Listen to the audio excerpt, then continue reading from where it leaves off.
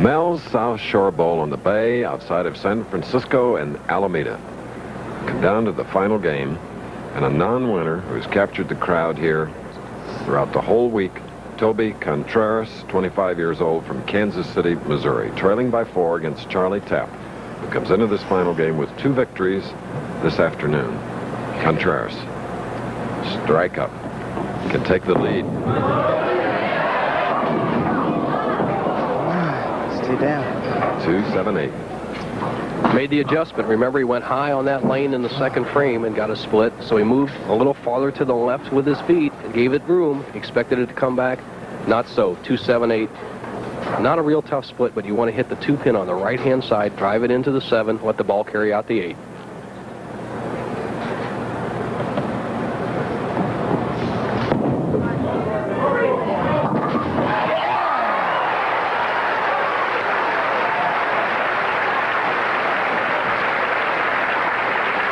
Contreras. You see how he made it, Chris? The ball entered here. The 2-pin went to the sideboard, actually hit the 7 right here, and came over and knocked out the 8. What a nice shot. Good break. Watch the action of the 2-pin.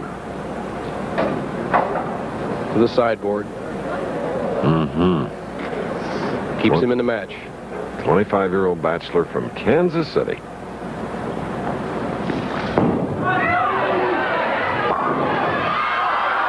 Look at that 10-pin.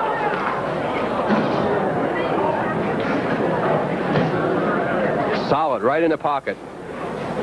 This 10-pin needs a sobriety test too, Chris. Solid in the hole, 6 flies right over the top of the 10. Not a good break, but the left-hand lanes Toby is zeroed in on, and as long as he can stay loose and keep it in the pocket, he'll give Charlie Tapp a run for the money.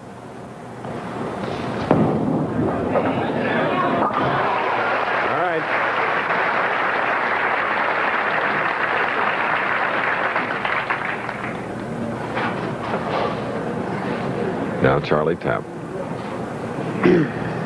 +5, he's +9 in the height department. 6'5". Contreras, 5 feet 8 inches tall. It's one of the great things about bowling. All sizes can do it. Charlie started bowling at the age of 27 on a tour. Toby Contreras started bowling at the age of 7. Charlie with a strike in that 5th frame. Of course, can increase his lead on the left lane with that strike up.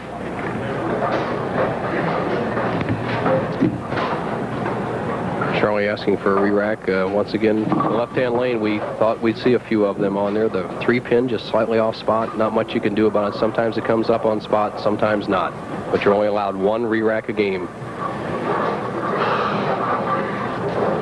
Just I figured the man who could play the inside line, Chris, would have the best chance to win because they have a more what I call choke or squeeze area. If Charlie drops the ball or pulls a little under pressure, he won't go as high as the players playing the outside line. He has the lead by 5. And now by 15 as a result of his double. Yet Contreras can still smile. Well, he has a spare up. He'll be shooting in the 6th frame. How can a guy smile at you right after you just stuffed him for the big 15-pin lead? You almost feel like giving him the money. Charlie Tapp, solid in the hole, almost leaves a solid 7. Toby Contreras has to get it together, especially on the right-hand lane.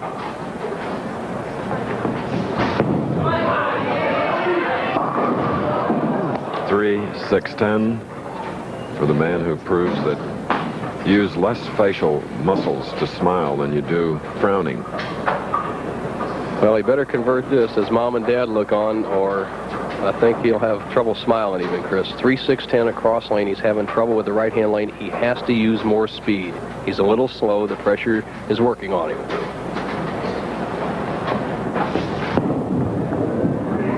All right. Toby Contreras. We asked him earlier before competition began why he delayed his tour debut. A couple of years back, I had an injury at a bottling plant in Kansas City, and 7 months later I had to have back surgery. And I kept my dream alive to be a professional bowler, and my dream was saved by my fantastic surgeon, Dr. Fowler, who saved my career and my dream as a PBA member. No feeling in his leg for a month. Surgery for the pinched nerve. 7 months later, he was cured. Yes! And a strike today will cure him.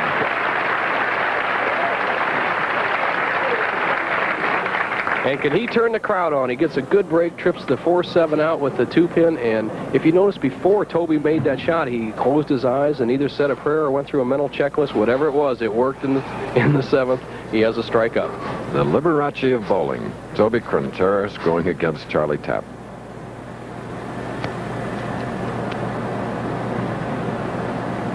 Tapp with the double up, shooting in the 7th. Hit him.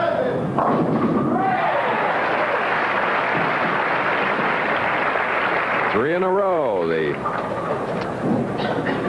Charlie Tapp gets a real good break, as you can see from our action line trade. He's playing the inside line between the 2nd and 3rd arrow, Chris, and the ball just barely nicks the head pin. He gets what we call the wall shot, and this is the first time I've seen Charlie get a great break in a critical situation. He takes a 28-pin lead.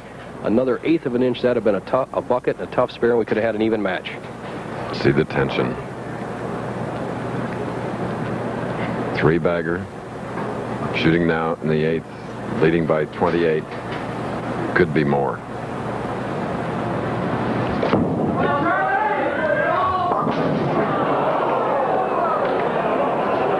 Well, 4, 6, 7, 9, 10. What a turnaround at a point where he could have just put Toby Contreras away. The match opens wide up. Charlie Tapp with the 5-pin split. He's going to try to take the 6-pin and slide it over into the 4-7 area and knock out these 2 pins. The ball will carry out the 6-10. The odds for a professional, 50-1.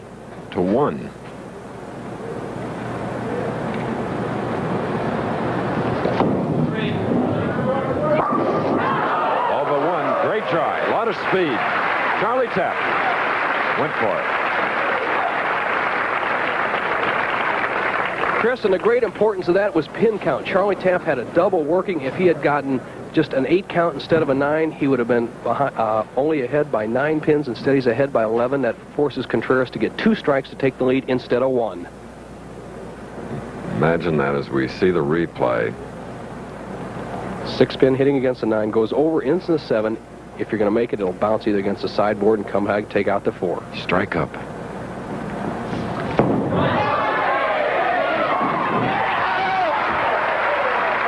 And now, one bowling pin separates these pros. Contreras with a double. Charlie Tapp, 152 through the 8th. 1 pin. 42 games, 4 days. In fact, for Tony Contreras, it's been 5. He's a rabbit. He has to bowl on Monday to even get to Tuesday. Down to just 2 frames, $23,000, and a ticket to Akron for the Firestone Tournament of Champions.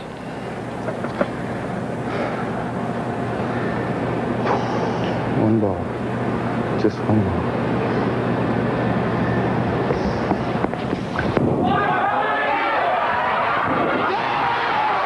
And you heard him.